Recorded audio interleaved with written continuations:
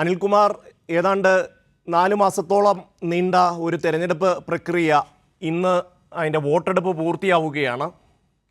ബി.ജെ.പിയെ സംബന്ധിച്ചിടത്തോളം ആദ്യഘട്ടത്തിൽ അങ്ങേയറ്റം ആത്മവിശ്വാസത്തിലായിരുന്നു. 400 സീറ്റിലധികം നേടും എന്നുള്ള ആത്മവിശ്വാസം കഴിഞ്ഞ് ഇപ്പോൾ ഏതാണ്ട് 300 സീറ്റിലേക്ക് ആ ആത്മവിശ്വാസം എത്തിയിരിക്കുന്നു. എന്നാൽ ഇന്ത്യ സഖ്യത്തിൻ്റെ ഒരു ആത്മവിശ്വാസം വലിയ തോതിൽ വർദ്ധിക്കുകയും ചെയ്തിട്ടുണ്ട്. ഇന്ന് എക്സിറ്റ് പോൾ ഫലങ്ങൾ വരികയാണ്. താങ്കളുടെ ഒരു വിലയിരുത്തൽ, ഈ ഒരു 7 ഘട്ട വോട്ടെടുപ്പിൻ്റെ ഒരു സാഹചര്യത്തിൽ, ഇന്ന് എക്സിറ്റ് പോൾ അടക്കം വരുന്ന ഒരു സാഹചര്യത്തിൽ താങ്കളുടെ ഒരു വിലയിരുത്തൽ എങ്ങനെയാണ്? 2004 തെരഞ്ഞെടുപ്പ് നമ്മുടെ രാജ്യത്തെ രാഷ്ട്രീയത്തിൽ ഒരു വഴിത്തിരിവായ തെരഞ്ഞെടുപ്പാണ്.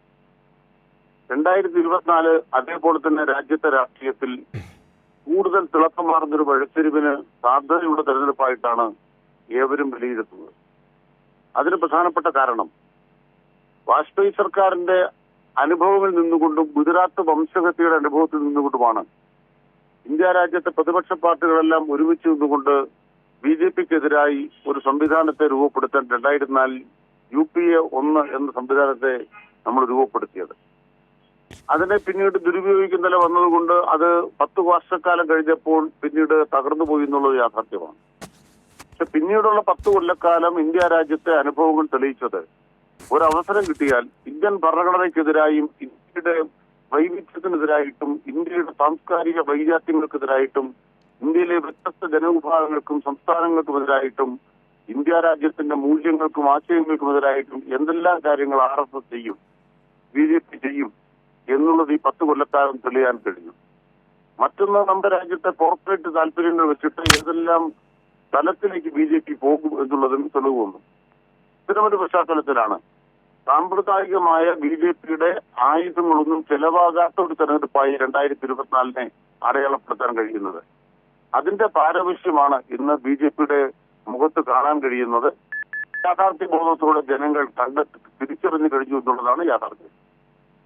ഇന്ത്യ സഖ്യത്തിൻ്റെ യോഗം ഇന്ന് ചേരുകയാണ്. ഈ ഒരു യോഗത്തിൻ്റെ ഒരു അജണ്ട അത് എന്താണ് എന്നുള്ളതിനെ സംബന്ധിച്ച് ഇതുവരെ അവർ വ്യക്തമാക്കിയിട്ടില്ല. ഭാവി പ്രവർത്തനങ്ങൾ എന്നൊക്കെ പറയുന്നുണ്ട്. താങ്കൾ അതിനെ എങ്ങനെയാണ് കാണുന്നത്, ഇന്നത്തെ ആ ഒരു യോഗത്തെ? ഇന്ത്യൻ നാഷണൽ കോൺഗ്രസ് അടിയന്തരാവസ്ഥ പ്രഖ്യാപിച്ചു എന്നുള്ളത് ശരിയാണ്, ഇന്ദിരാഗാന്ധിയും. പക്ഷെ തെരഞ്ഞെടുപ്പിൽ തോറ്റതോടുകൂടി തോറ്റാതെ അംഗീകരിച്ചുകൊണ്ട് പ്രതിപക്ഷത്തിരിക്കാൻ കോൺഗ്രസ് തയ്യാറായി. അതൊരു ജനാധിപത്യ പ്രക്രിയയിലെ ഏറ്റവും പ്രധാനപ്പെട്ട കാര്യമാണ്. പക്ഷെ 10 വർഷത്തെ ഇന്ത്യയിലെ ചരിത്രത്തിൽ ബി.ജെ.പി പല സംസ്ഥാനങ്ങളിലും പരാജയപ്പെട്ടെങ്കിലും തോൽവി അംഗീകരിച്ച് പ്രതിപക്ഷത്തിരിക്കാനല്ല, കുതിരക്കച്ചവടവും കാലുമാറ്റവും അതുപോലെ തന്നെ പണവും ഇറക്കിക്കൊണ്ട് അധികാരം പിടിക്കാനാണ് ബി.ജെ.പി പരിശ്രമിച്ചത്. അതുകൊണ്ട് 2024 ജനവിധി ബി.ജെ.പിക്കെതിരാണെങ്കിൽ അതിനെ അട്ടിമറിക്കാൻ അവർ ശ്രമിക്കുമെന്നുള്ളത് പ്രധാനപ്പെട്ട ഒരു അനുഭവപാഠമാണ്. ഈ അനുഭവപാഠം ഇന്ത്യ മുന്നണിയിലെ കക്ഷികൾ ഉൾക്കൊള്ളുമെന്നാണ് ഞാൻ വിചാരിക്കുന്നത്. തീർച്ചയായിട്ടും അനിൽകുമാർ, നന്ദി സംസാരിച്ചതിന്.